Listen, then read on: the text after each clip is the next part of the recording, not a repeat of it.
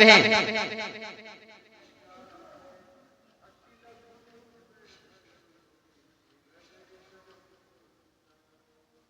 और हाँ, एक विशेष सूचना और देने के लिए मैं चाहता हूं, जो भी कल्पित बातें हैं उनका भंडाफोड़ पर्दाफाश अवश्य करनी चाहिए, और क्या झूठाई है और क्या सच्चाई है उनकी भी खंडन मुंडन और आगे बढ़ने से पहले अब मूसा जी ने व्यवस्था के बारे में क्या कहा सुनाया, आगे बढ़ने से पहले उनकी व्यवस्था के बारे में उसने क्या जानकारी दिया वो सुन लीजिए। क्योंकि जहां वाचा बांधी गई है, वहां वाचा बांधने वाले की मृत्यु का समझ लेना भी अवश्य है, क्योंकि ऐसी वाचा मरने पर पक्की होती है, और जब तक वाचा बांधने वाला जीवित रहता है तब तक वाचा काम की नहीं होती।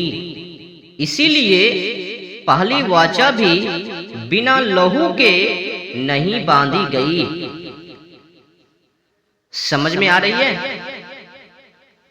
क्योंकि जब मूसा सब लोगों को व्यवस्था की हर एक आज्ञा सुना चुका तो उसने बछड़ों और बकरों का लहू लेकर पानी और लाल ऊन और जूफा के साथ उस पुस्तक पर और सब लोगों पर छिड़क दिया। बताओ, छिड़कना भी तो बेचारे बछड़ों और बकरों का। आज मैं मूसा जी की खबर अच्छी से आगे बढ़ता हूं, तो छिड़क दिया और कहा कि यह उस वाचा का लहू है जिसकी आज्ञा परमेश्वर ने तुम्हारे के लिए दी है। छिड़का खुद और ढेस लगा दिया परम पिता परमेश्वर के ऊपर, और इसी रीति से उसने तंबू और सेवा के सारे सामान पर लहू छिड़का, और व्यवस्था के अनुसार प्राय सब वस्तुएं लहू के द्वारा शुद्ध की जाती हैं, और बिना लहू बहाए क्षमा नहीं होती। अब बताओ, जब तक कि बछड़ों और बकरों का लहू ना बहाए जाए तब तक शुद्धता नहीं, क्षमा नहीं। अब बताओ, क्या मूसा जी में पागलपन की सोच नहीं है? खून भी लहू भी बहाना हो तो बेचारे निर्दोष बछड़ों और बकरों, खुद अपने की नहीं, एक दूसरे ऊपर भी निर्दोष जानवर की। हमें तो इस तरह की कल्पित बातों को सुनकर कभी कतार हमें तो ऐसा लगता है कि ऐसा दुस्साहस, काला अध्याय, काला कृत, काला काम मूसा ने ही किया है।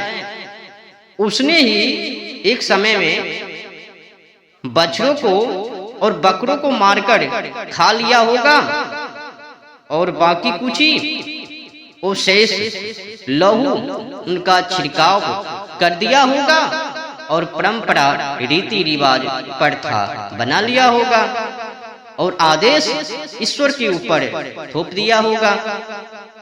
तो कुल मिलाकर ऐसा दुस्साहस कालाकृत काला अध्याय मूसा ने ही किया पक्का। अब बताओ, इस तरह की कल्पित प्रोपेगेंडा एजेंडा मिथ दुष्प्रचार पर कोई पढ़े लिखे विद्वान लोग विश्वास करबे? इस तरह की कल्पित बातों को सही ठहरावे? कभी नहीं। खुद खून बहा दिया, लहू को छिड़क कर और बता दिया परम पिता परमेश्वर की यही आज्ञा है, यही रीति है, परंपरा प्रथा है, और तुम लोगों के लिए आज्ञा दी है परमेश्वर ने।